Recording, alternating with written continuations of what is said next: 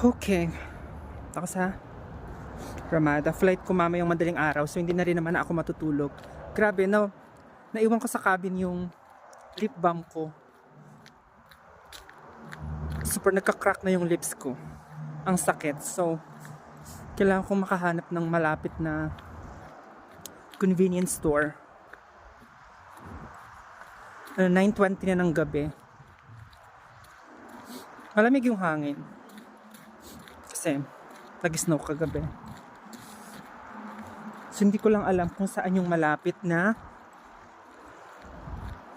convenience store.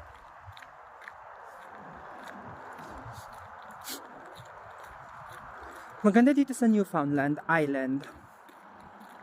Nag-enjoy naman ako ng sobra. Ay. Saan kaya ang next? Siguro Toronto naman.